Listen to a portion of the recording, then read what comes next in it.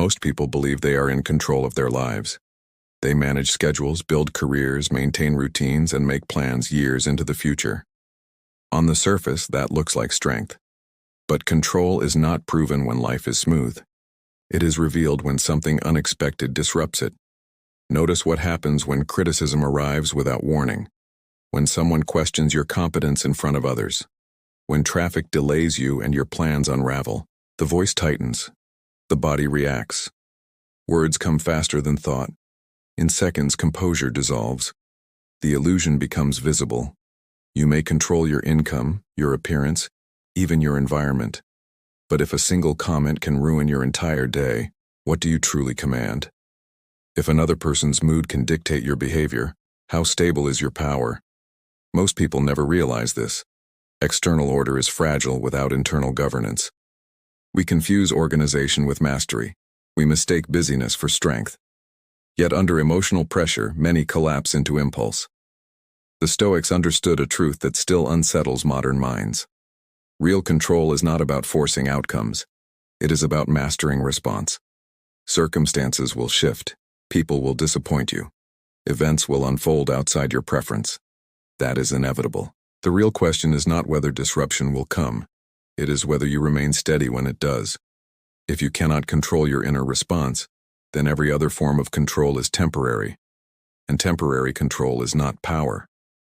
Look at a normal day. A driver cuts you off in traffic, your chest tightens. You replay the moment again and again. You open your phone. A stranger disagrees with your opinion. Within seconds, your mind drafts a response. Your heart rate rises over words. At work, a colleague questions your proposal. It may be a fair question, but it feels personal. You interrupt. You over-explain. At home, a careless remark becomes an argument. Pride replaces understanding. By nightfall, distance has formed where connection once existed. Most people do not notice how often they are reacting rather than choosing. They are surrendering authorship of their behavior to the moment. Each reaction reinforces the next. Slowly, reactivity becomes habit, and habit becomes character. This is where philosophy becomes necessary, not abstract theory but practical clarity about what is actually within your command. Epictetus began his Enchiridion with a radical distinction. Some things are up to us and some things are not. What is up to us? Our judgments, our intentions, our choices, our responses. The Stoics called this the dichotomy of control. Marcus Aurelius wrote, "You have power over your mind, not outside events. Realize this and you will find strength." This is often misunderstood. Stoicism is not passive acceptance. It is not emotional suppression. It is not pretending events do not matter. Marcus Aurelius ruled an empire during war and plague. Seneca advised political leaders amid corruption and chaos. They acted decisively, but they refused to let external turbulence govern their inner state. External control depends on variables you do not command. It depends on cooperation, timing, chance, and the will of others. Internal governance depends only on you. It cannot be revoked by insult or inconvenience. It cannot be stolen by disagreement. The Stoic does not deny difficulty. He denies the assumption that difficulty must dictate reaction. When something happens, the mind interprets it. That interpretation produces emotion. Emotion drives action. The Stoics focus not on preventing events but on mastering interpretation. Understanding this distinction is liberating and unsettling, because once you see clearly what is and is not yours to control, excuses become harder to maintain. Yet insight alone is not enough. Knowing the line between external events and internal response is one thing. Training the mind to respect that line is another entirely. Understanding the dichotomy of control provides direction. Yet direction alone does not prevent reaction. The difficulty lies in how the human mind is wired. Your brain evolved to detect threat quickly. When someone criticizes you, challenges your status, or questions your competence, the mind interprets it as a potential loss of position or belonging. Even mild social tension can activate the same stress systems once reserved for physical danger. The body prepares for defense before reason has fully engaged. The ego intensifies this response. Its function is to preserve identity. When your image feels attacked, the ego seeks restoration. It does not ask whether the response aligns with virtue. It asks whether it restores dominance, validation, or certainty. At the same time, stress hormones elevate heart rate and narrow attention. The thinking part of the brain becomes less influential, while emotional circuits become louder. In that state, reaction feels urgent and justified. Dopamine complicates the cycle. When you respond sharply or assertively, especially in conflict, you may feel a brief surge of reward. That momentary satisfaction reinforces the behavior. The brain learns that reacting produces relief. Over time, the pattern strengthens. Cognitive distortions further distort reality. The mind personalizes neutral events. It assumes hostile intent. It exaggerates consequences. A simple disagreement becomes disrespect. A minor delay becomes sabotage. Without conscious correction, these distortions operate automatically. This is why most people react before they reflect. It is not a failure of intelligence. It is a lack of training. The default setting of the mind favors immediacy over deliberation. The Stoics observed this long before neuroscience confirmed it. Their practice was not denial of emotion, but interruption of impulse. They aimed to create space between event and response.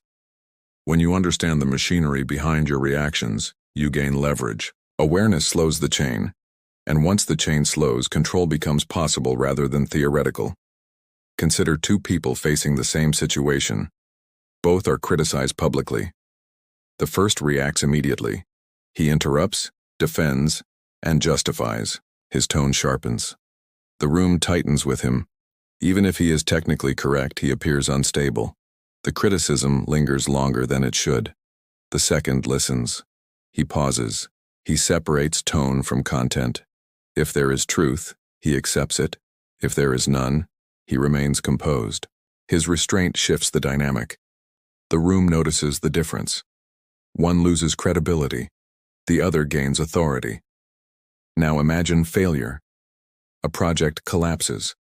The reactive person blames circumstances, colleagues, bad luck. Frustration spreads outward. Lessons are missed. The pattern repeats. The disciplined person examines his role first, not with self-condemnation but with clarity. What could be improved? What can be controlled next time? Failure becomes data rather than identity. Think of insult. One responds with equal aggression. The exchange escalates.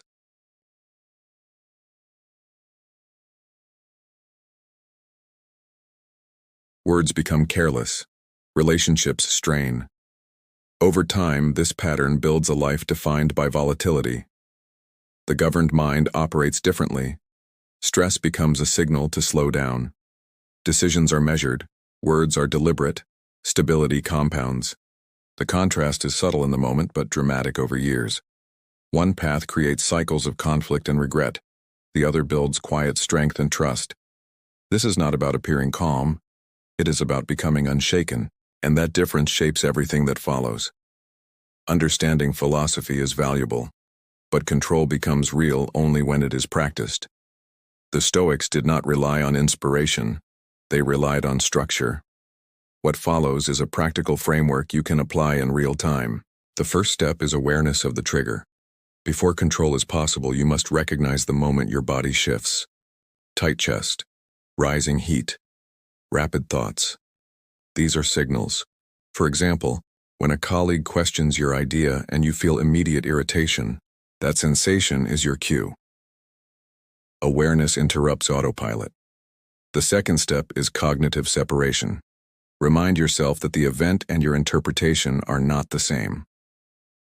Epictetus taught that we are disturbed not by events, but by our judgments. Instead of thinking, he disrespected me, suggest to, he questioned my idea. That small distinction creates distance. The third step is emotional delay. Do not respond immediately. Even a few seconds matter. Slow your breathing. Allow the surge to settle. In traffic, instead of accelerating to retaliate, loosen your grip on the steering wheel. In conversation, pause before replying. Delay weakens impulse. The fourth step is reframing. Ask a deliberate question. What is within my control right now? Often, it is your tone or your choice of words. If a client rejects your proposal, the rejection is outside your control. Your professionalism in response is not. Reframing shifts attention from what was lost to what can still be governed. The fifth step is a virtue-aligned response. The Stoics believed virtue, wisdom, courage, justice, temperance, was the highest good. Ask which response reflects character rather than ego. Wisdom chooses clarity over retaliation. Temperance chooses restraint over excess. Justice chooses fairness over pride.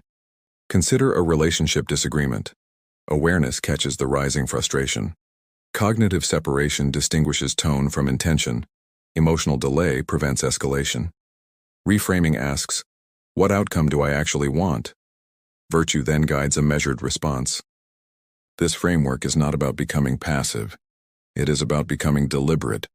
With repetition, the space between stimulus and response grows, and in that space, control is no longer theoretical.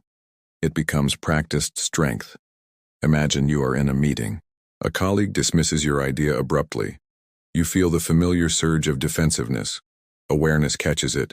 Instead of interrupting, you pause. Cognitive separation reminds you that disagreement is not humiliation. You respond with clarity. Can you explain your concern? The tone shifts. Authority is preserved. On social media, someone criticizes your opinion harshly. The impulse is to retaliate. But you ask, what do I control here? Not their words, only your response. You choose either a calm clarification or no engagement at all. Energy is conserved. Dignity remains intact. In a relationship, a partner's comment feels insensitive. Instead of escalating, you recognize the trigger. You delay reaction. You reframe. Is this about winning or understanding? A measured conversation replaces an argument. The outcome changes entirely. Financial stress presents another test. Unexpected expenses arrive. Anxiety rises. But panic is optional. Awareness identifies fear. Reframing shifts focus to actionable steps. Budgeting, planning, communication. You cannot control markets. You can control preparation. In each scenario, the external event remains the same. What changes is governance. The framework does not eliminate difficulty. It prevents difficulty from multiplying. This is how philosophy becomes visible, not in abstract reflection, but in daily decisions others may never notice. And over time, something deeper shifts. Control stops being something you attempt occasionally. It begins shaping who you are becoming. Techniques are useful, but they are only the beginning. The deeper transformation happens when control stops being a tactic and becomes an identity. You are no longer someone trying to manage reactions. You become someone who governs them.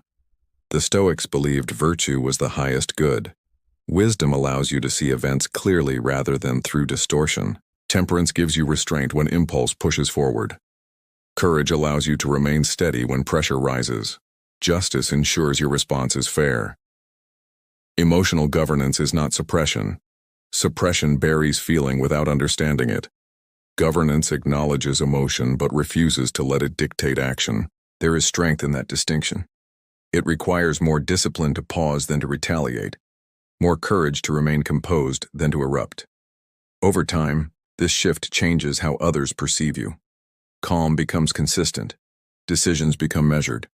Your presence carries weight because it is not volatile. People begin to trust your steadiness. More importantly, you trust yourself. You know that stress will not instantly unravel you. Criticism will not destabilize you. Disagreement will not define you. The reactive life is exhausting. The governed life is intentional. One is driven by circumstance, the other is anchored in character.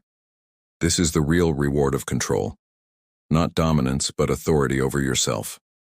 The effects of inner control are rarely dramatic in a single moment. They accumulate. Each measured response builds trust. Each deliberate decision strengthens credibility. In the chaotic life, emotions swing with circumstance. Decisions fluctuate with mood. Relationships strain under unpredictability. Success feels unstable. In the governed life, stability compounds. You become known as steady under pressure. Authority is not declared, it is demonstrated through composure. Better decisions follow naturally. When impulse no longer dominates, choices are aligned with long-term goals. Regret decreases. Integrity increases. Peace of mind deepens as well. Not because life becomes easier, but because your reactions become reliable.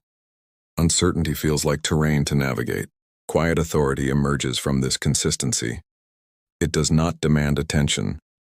It does not react to every provocation. It remains grounded.